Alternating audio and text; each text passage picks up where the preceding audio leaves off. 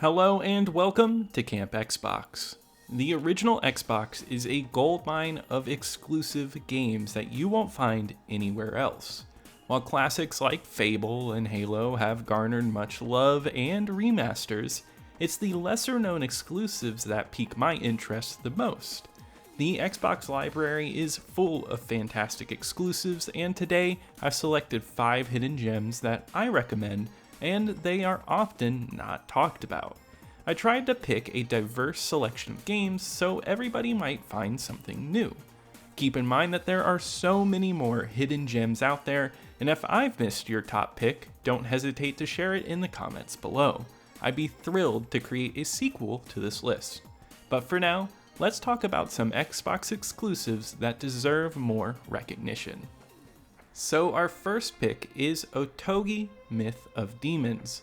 This gem made its way to North America on August 27, 2003, published by Sega and developed by From Software, the very same team responsible for games like Dark Souls and Elden Ring. Just like its successors, Otogi shines with exceptional action and gameplay while crafting a fascinating world around it. In Otogi, you step into the role of an executioner on a mission to purge the world of demons, following the shattering of the Great Seal that once separated the demon and human realms. This hack-and-slash action game will take you on a journey through various missions set in diverse locations, all in the pursuit of demon extermination. What sets Otogi apart is just how fluid and responsive its combat system is. The simplicity of the button layout allows for an easy grasp of the controls, and the focus is on how to use your moves effectively. It's a strategic experience, yet it never sacrifices speed or intensity. The battles are fast-paced, showcasing the same level of toughness and reward that From Software is renowned for. In Otogi, your health replenishes automatically, but it's the magic bar that truly matters. This bar depletes slowly over time and more rapidly when casting magic spells, introducing a timed element that adds an extra layer of tension to your battles. With each mission attempt, you have the opportunity to acquire new items or magic, enabling you to revisit earlier missions with improved gear and spend more time and levels to attain that coveted S rank. The game's design is impeccable, drawing inspiration from Japanese mythology. Each area is dark, moody, and expansive, with plenty to explore and many areas to climb. The enemies are wonderfully crafted and the animations are fluid. The music stands out to me as well, with traditional Japanese music in the background. It's both beautiful and haunting, perfectly complementing a Japanese world under the relentless assault of a terrifying force. Whether you're a die-hard fan of From Software or not, Otogi sets itself apart from its more famous titles, offering a thrilling action experience that will captivate any action game enthusiast. Fortunately, both this game and its sequel are backwards compatible on all new Xbox consoles, making it more accessible than ever. Otogi is sometimes praised as one of the console's best, and yet it still doesn't receive the recognition it deserves. I highly recommend giving it a try if you haven't already. You won't be disappointed. Next up is Deathrow, which came out in North America on October 22nd, 2002. It was published by Ubisoft and developed by South End Studios. Deathrow is a futuristic sports game centered around a fictional sport called Blitz. Imagine a mix of basketball with a disc where you need to throw it into a hoop, combined with the physicality of hockey. It's a brutal sports game that I enjoyed growing up and continue to appreciate. What I find intriguing about this game and the Xbox generation as a whole is its attempt at edginess. These elements may not have aged perfectly, but they're very nostalgic to me. The Xbox was known for its appeal to teens and adults, and a handful of games push the envelope in that regard. Deathrow could have been just another futuristic sports game, but it's more like Discs of Tron if Disney had absolutely nothing to do with it.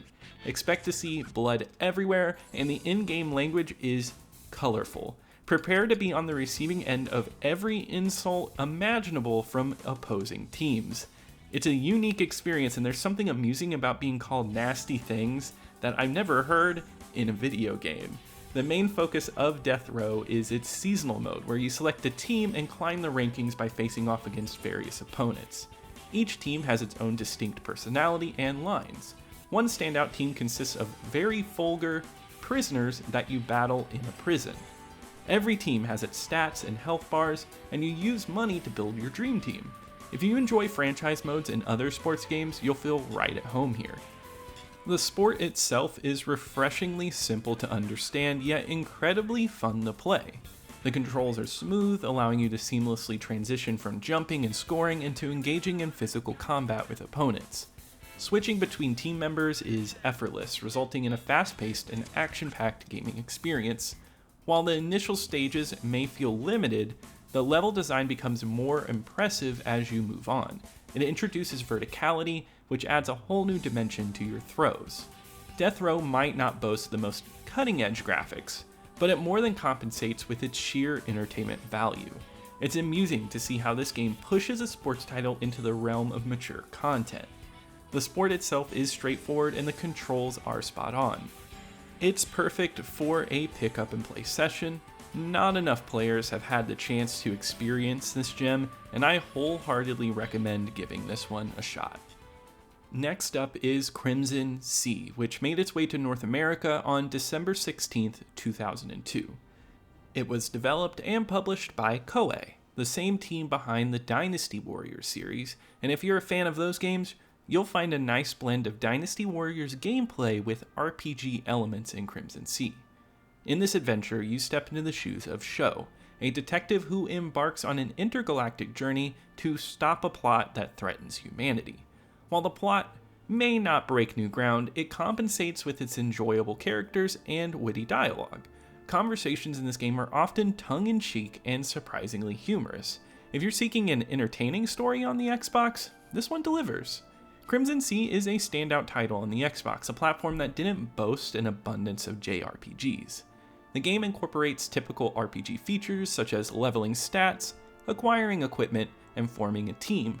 However, what sets it apart is that your team joins you in a real-time combat situation, and you can have a sizable group of companions, which becomes essential when facing hordes of enemies.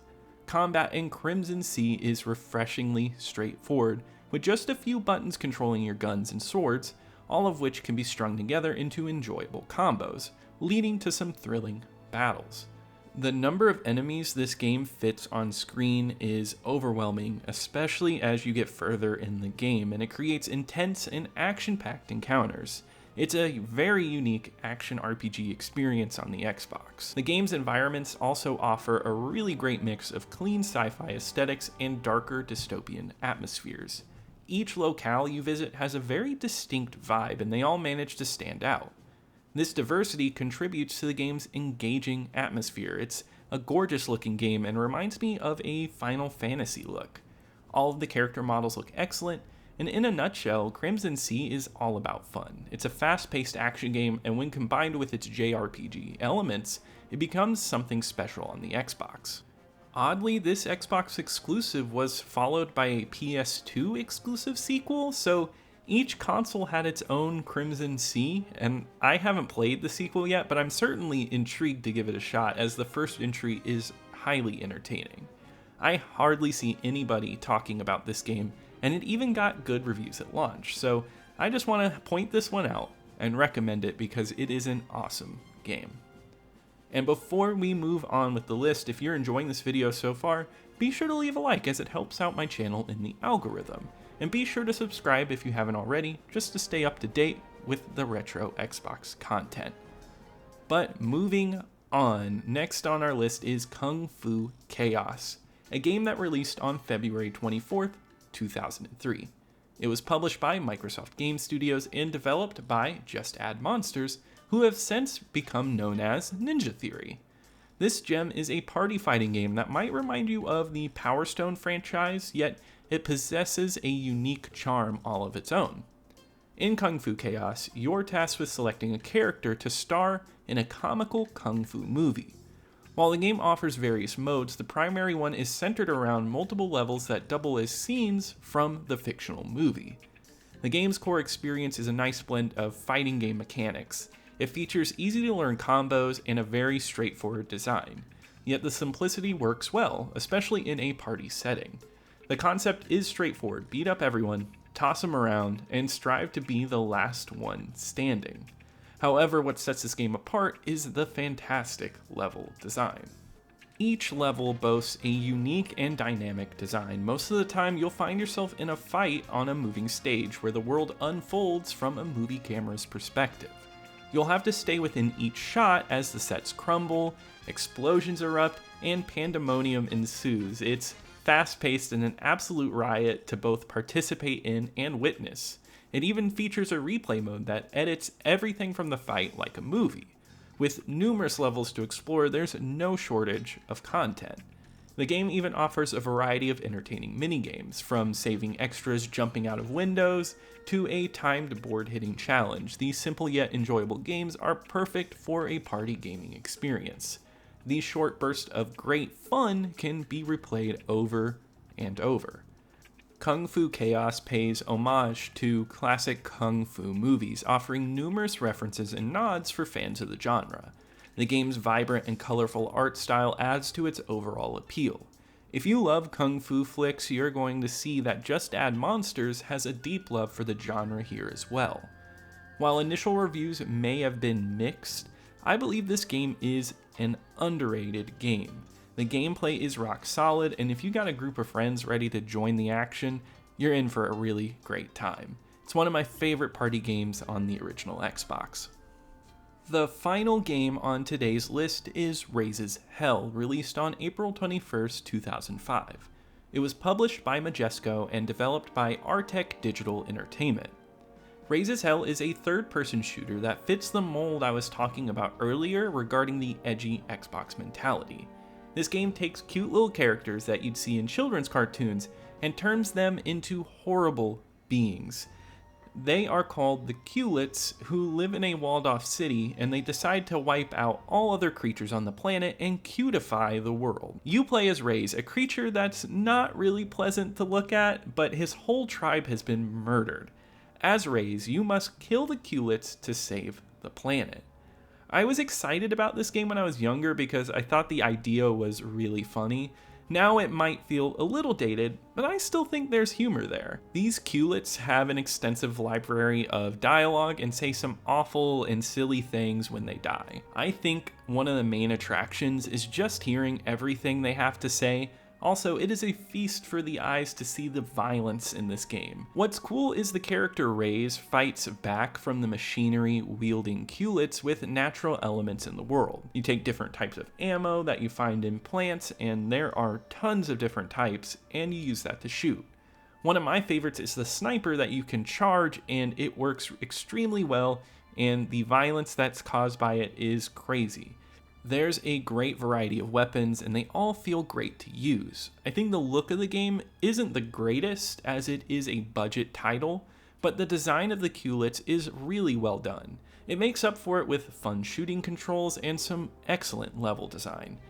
Each level offers layers of paths that take on objectives, and it is a genuinely challenging game, especially when you have lots of waves of enemies flowing at you. The game offers up fun mini-games as well, like a great golf mini-game where you use weapons to shoot golf balls, and a co-op mode, so you can play this with a friend, which always enhances the experience.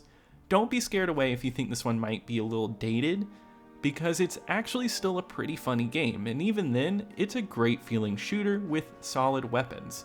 This one is another game not many people bring up, and I think it's an excellent Xbox exclusive. And that wraps it up for today. Hopefully you discovered something you want to try out now, or you were reminded of a classic you really enjoyed. Let me know in the comments below any games you think more people should talk about on the original Xbox. And if you enjoyed today's video, be sure to like and subscribe for more content.